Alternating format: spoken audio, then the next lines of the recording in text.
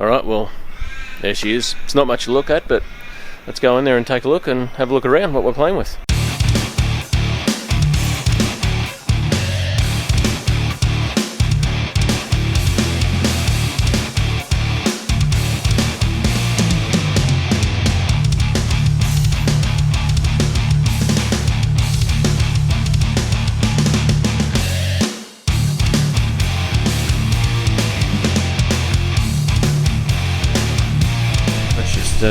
Flick the lights on here and have a look at what we're playing with.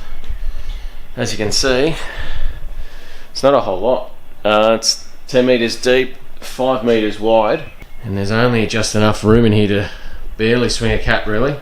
Yeah, here's what it is. You know, this is what we bought the property with, the new place, so it's got to work with what we've got at the moment, but we definitely will extend it out. We've got some pretty big plans, so at least now I finally got to get my new Hafco lathe out of the box and setting up. This is the type of stuff we want to use it for, just a bit of light machining work. Just really stops our reliance, same reason we bought the mill, stops our reliance on having to rely on other machine shops to do jobs. So the only stuff we do now is we'll send out the plates to still get lapped and then nitrated. Craig Dyson down in Geelong actually does this for us. So I've got a couple down there now with him at the moment actually. So yeah, it just means that everything we want to do we can do in-house, which means generally give our customers a bit better turnaround normally sometimes. So when you're not having to rely on machine shops to do stuff, that is probably the worst process of building any engine, not just rotary. I mean, sure guys with piston engines know you take a engine block to a machine shop to get maybe line hone or bored or whatever, and some of them can take a long time. So same thing, we added the previous property. We've just got a couple of our stands set up, the racking that we built, and we've got our storage. Storage is really very important to me because I hate essentially what I've got going on right here, which is just mess on the ground. I don't like anything just sitting around that's not in its place, so I like a lot of storage. Same goes with all my tools. So after I use the tools, go back to where they need to be. Just like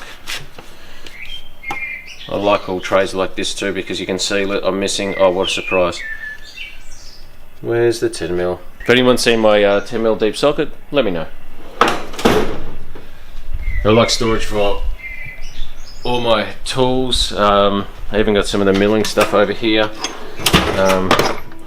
It's pretty messy at the moment as it is as well, but yeah, that'll get there. You can see a few of these have actually got the drawer things knocked off, and that's because I had a bit of an excursion off the back of the moving truck. Yeah, but have a look at what that looks like, and all the drawers still open and everything, and they're all going well. They still work fine. That's a testament to buying good quality storage and not cheap rubbish, because this cabinet literally fell from a height of about it was about 1.3, 1.4 sort of meters high, and this was shrink wrapped to that, and it just went straight over and straight onto what is essentially concrete out here. And have a look at it. Like, there's a tiny little witness mark there, and it copped a bit of a hit here, but this still shuts and locks. All these still work perfectly. So good quality tools. Invest once and they'll be with you for a lifetime. You know, what else was playing with here? Of course, Project Redline, just sitting there. Has not been touched at all since the last race meet, so just really been blown away by the reliability of this car, and that it's done us pretty proud. So 941, it's 941, 147 last time out, which is great. Obviously got the FD here doing nothing as usual. Poor FD. We may look to do something to this sometime in 2019, but probably not. Biggest issue I have now is it's actually pretty tight access out onto the road there. So when I bought like car trailer here, and the previous owners just laid a whole heap of crushed rock out there as well. When I bought the FD here, when I was moving, car actually got bogged, which was completely embarrassing, getting bogged in your own driveway. But got bogged out there because I was moving a whole heap of machinery at the same time, so there's a lot of weight over the tow ball, and yeah, got bogged in the really soft gravel that's out there. That pretty much, it was really tight and really hard to get the tandem down here as well. So been thinking about it for a long time, and I think 2019 we'll see a new project car, or should I say tow truck, but we'll get to that a bit later. Yeah, guard dog's on the job as usual. Thanks guys. Got our water tank back there, but this is what we're looking to play with here. So going back to here, I've just started sort of pegging out a sort of retaining wall with some star pickets and that, just to get the line right and the height right. Essentially what we're going to do is come all the way back here and just extend the garage right back to here. So back to here is another 18 metres, so the total length would end up being 18 by 5, or 28, sorry, 28 by 5 metres. So it should be a pretty decent space by the end of that. So you can see out here we actually do need quite a fair bit of clean fill, which will come here.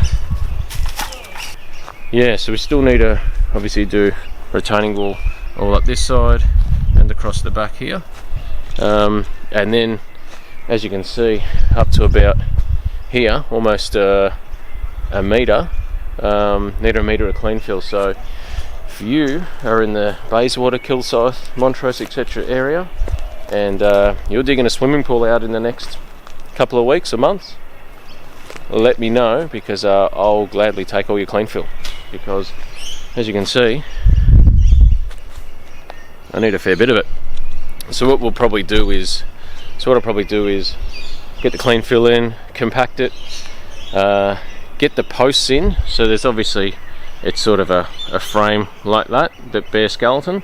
We'll get those posts in where they need to go along here, compact all the clean fill down, and then I'm not sure if I should build the garage first and then concrete later, or do the slab first and then build around it. So it'll probably depend on timing around, because obviously right now it's early November, so time to get all this stuff done and trying to get a concreter around early December, it's probably going to be pretty tough. And my co-worker doesn't work too hard. Do you, mate? He doesn't listen to me either. So I'm not sure what method would be, whether to do it first. Maybe if you guys have done this before, you're pros at this, you might have some tips, but I'm not sure. I'm probably leaning towards getting the actual, compacting it, building the whole shed first, garage first, and then doing the slab later once it's all erected, because I'm not sure, depend on permits too. And shout out to all the local councils out there. Another layer of bureaucracy in this great country of Australia that I'm sure is really required. But anyway, will depend on when we get our permit out here, because anyone who's probably got a permit from a local council knows that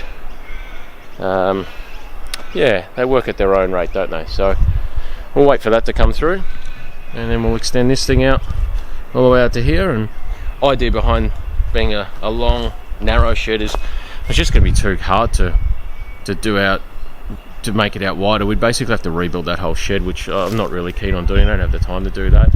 What we'll probably do is these last 4 or so metres we'll turn into a metalworking room, so it'll be completely sealed, so all our cutting, grinding, welding and machining and whatnot will stay in that room, and that means the rest of the shed stays nice and neat and tidy. But that's the plan for now. We are still building engines, but it's just a case-by-case basis. It depends on if we can do it. We'll only be doing one engine at a time as well, sort of thing at the moment, just to ensure we can get decent turnaround and focus on what we need, because this is obviously going to consume a hell of a lot of time. So until we start building this, I'll see you then. Catch you later.